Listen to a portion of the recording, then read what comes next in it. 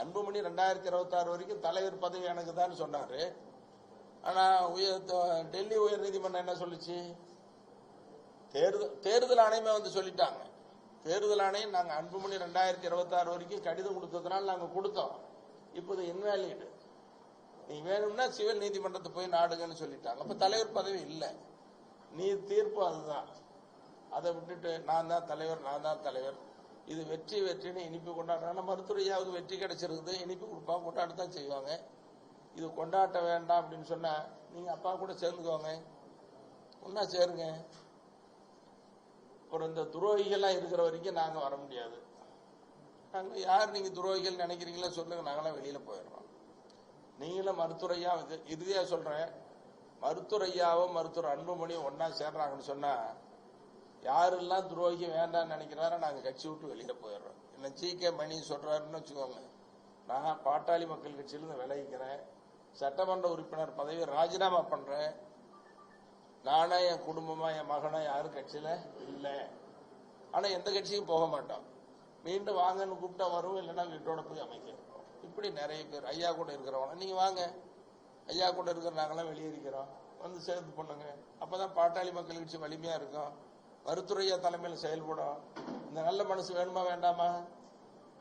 கட்சி நல்லா இருக்கணும், எதிர்காலம் நல்லா இருக்கணும். இப்ப அங்க போனவங்க எல்லாம் என்ன சொல்றாங்கன்னா, நாங்க ஏமாந்து போயிட்டு என்ன சொன்னாருன்னா, மருத்துவரையாவுக்கு பின்னாடி யார் எதிர்காலம், நான் தானே எதிர்காலம் அப்படின்னு சொல்லி நாங்க வந்துட்டோம்.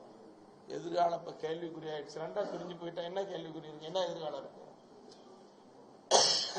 இப்படி நெருக்கடியான சூழ்நிலை. இப்போ மருத்துவரையா நிறுவனர், அன்புமணி தலைவர்னு சொன்னார், அது நீதிமன்றம் தீர்ப்பு சொல்லிடுச்சு இல்லை. அப்ப நிறுவனரா இருக்கிற மருத்துவரையாவுக்கு தான் முழு அதிகாரம். எங்க கட்சியினுடைய அமைப்பு விதி என்ன சொல்லுதுன்னா, நிறுவனருக்கு தான் முழு அதிகாரம். கட்சியினுடைய தலைமை செயற்குழுவா பொதுக்குழுவா நிர்வாக குழுவா கூட்டுறது, அவருடைய ஒப்புதல் இல்லாம கூட்டக்கூடாது, எல்லாம் உங்களுக்கு தெரியும். அவர் சொல்றதுதான் அந்த கட்சியே. மருத்துவரையா சொல்றதா அவருடைய நடவடிக்கை தான் கட்சி. இவர் வந்துதான் இப்படி எல்லாம் சீர்கெடுத்துட்டாரு. அதனால நீங்க வேணும்னா அவரு கூட போய் செய்யுங்க. இப்போ 2026 சட்டமன்ற தேர்தல் வருதுன்னா நிறுவன தலைவராக இருக்கிற மருத்துவரையா கூட்டணி பேசுவார். இன்னைக்கு தைலாபுர தோட்டத்திலே உட்கார்ந்துட்டு நீங்க நான் அமைச்சிருக்கிற கூட்டணிக்கு ஓட்டு போடுங்க, பாட்டாளி மக்கள் கட்சிக்கு ஓட்டு போடுங்க மருத்துவரை சொன்ன மக்கள் ஓட்டு போடுவாங்க. நீங்க என்னதான் எவ்வளவு செலவு பண்ணாலும் ஊர் ஊரா அலைஞ்சா கூட மக்கள் சக்தி யாருக்குன்னா மருத்துவரையாவுக்கு தான். இது யதார்த்த நான் உண்மை பேசுறேன், தப்பாலாம் பேசல. எப்போ தப்பா பொய் பேசுறது எனக்கு பிடிக்காத ஒண்ணு. பொய்யா பேசுறது, எங்க மேல குற்றச்சாட்டு சொல்றது யாருன்னு தெரியும். இப்படி இருக்கிற சூழ்நிலையில இந்த மற்ற கட்சிகள்லாம் கூட துவங்கல, விருப்ப மனு வாங்க ஆரம்பிச்சிட்டாரு. இங்க பிரச்சனை எவ்வளவு பிரச்சனை ஓடிட்டு இருக்கு, கட்சியினுடைய நிலைமை எப்படி இருக்குது, விருப்ப மனு நம்பி கொடுக்குறேன். அதனால நான் அன்பா கேட்டுக்கிறதெல்லாம், இந்த விருப்ப மனு வாங்குறது ஏமாற்று வேலை, மோசடி வேலை, இதை யாரும் ஏமாந்துடக்கூடாது.